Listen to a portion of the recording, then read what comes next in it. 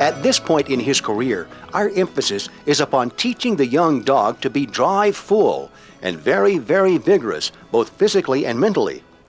Once we have the dog seeking us out vigorously and playing wholeheartedly and boisterously, we have laid much of the foundation for impressive obedience. However, vigor alone is not enough. One of the main difficulties of obedience is that it demands many skills that are physically very limiting. They involve remaining still or refraining from behaving. This is the great challenge of training. Once we have awakened the dog and made him intensely motivated and joyful in his attempts to move toward us, now we must find a way to keep this frame of mind and this level of arousal, while at the same time teaching him skills in which he is not free to move.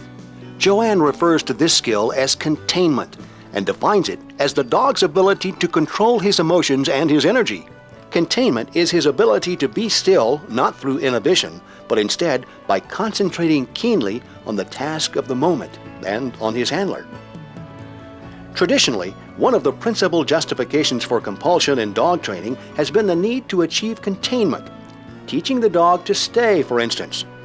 What compulsive dog trainers most often do when they work for containment is inhibit the dog rather than teach him to channel his energy. It is also common for the dog to be unable to contain himself under compulsion and begin to show nervous tics and displacement behaviors. Here's the classical problem of compulsion. When we use compulsion, we most often wish to teach the dog not to do something, but we want her mood to stay uninhibited and joyful. The reason for not giving him this little nag and telling him to pick his head up is because it almost gives them a license to do it, because it's like, well, okay, he will remind me that he's going to get too far away, so when I feel the contact on the collar, then I better pick up my head and keep going.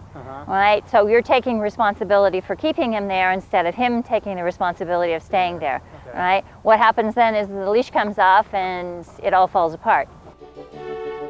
He must first have a very adaptive and educated response to compulsion. However, he cannot learn this positive response to compulsion until he has learned to contain himself.